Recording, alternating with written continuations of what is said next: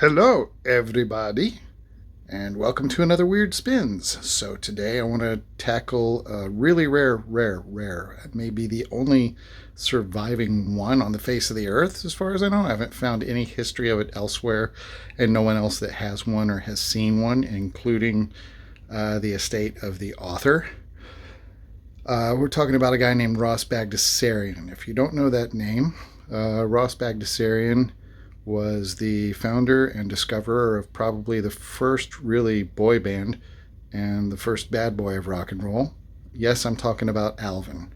And Ross went by the name David Seville. This is the one that started it all. Looking at this 1959 original pressing, you can tell from the artwork that this was prior to the boys going through the typical cycle of botched plastic surgeries that sometimes goes with celebrity. Nevertheless, extensive career in music, spanning decades, and feature films and Saturday television series followed, and today they are legendary, of course.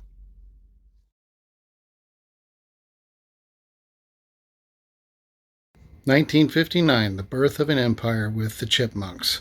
But this wasn't Ross Bagdasarian's first hit under the name David Seville. In 1958, he had a hit single with Witch Doctor. As is often the case, I think that what may have happened is that from that single, David Seville became sort of a local celebrity in his town in California. As a result, then there may have been call for his name to be able to commission him to do different work. And what I'll be showing you today is something that happened in that period between 1958's release of Witch Doctor and its success, and the 1959 release of Let's All Sing with the Chipmunks, which launched the incredible legacy that exists today. To be fair, I'm going to kind of backtrack and say, I don't know if I've really reached Bagdasarian estate or not. I tried to reach out to a contact online that was supposed to be for Bagdasarian Jr., who now continues to voice the Chipmunks, and I got a response back that there was no recollection of this recording having been made. I've checked Discogs for it. I've watched eBay for it consistently. I've never encountered it other than the one time when I was 12 or 13 years old. This turned up in a junk box of 78s and old records, including home acetates and things that I picked up at a flea market in Jacksonville, Florida, where I grew up. And I just lucked into the thing, honestly. And I've never been able to trace any account of it otherwise. This will probably have quite a bit of glare because I'm photographing it with it encased in plastic. I take it out only on occasions like this where I'm actually going to play it for you. Otherwise, I keep it in here just because with age, it's beginning to try to wrinkle up out on the outer corners away from the playing surface, where some of the enamel that they put over the postcard has begun to shrink.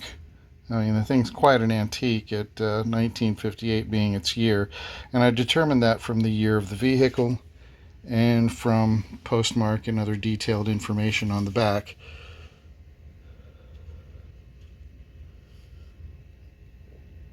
And who knows, this business may still exist. I never tried to reach out to them.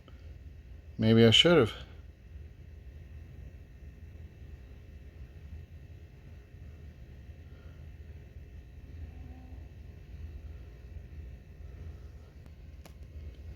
But it was for that specific dealership, and I'll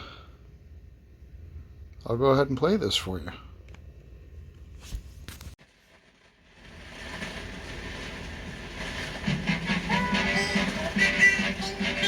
At last, David Seville translates what the witch doctor has been saying.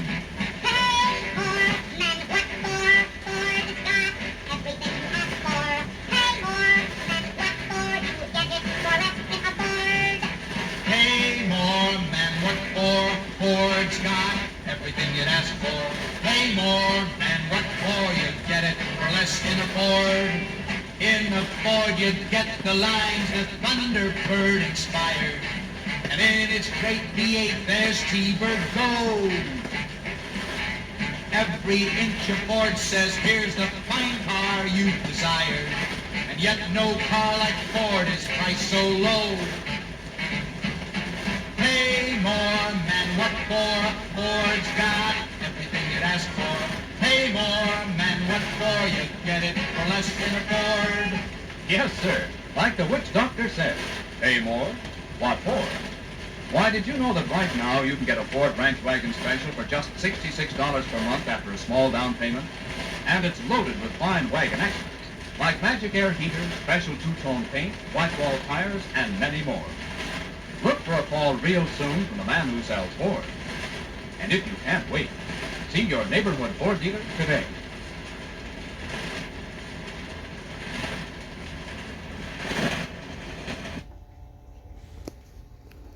So that's it. That's the rare record that I've got, probably the rarest record in my collection.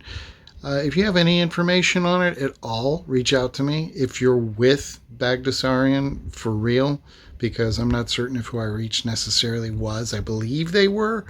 And you have any information on it, I'd like to hear from you. I think it'd be a neat thing to kind of see if there's other versions of it out there or if it's archived somewhere.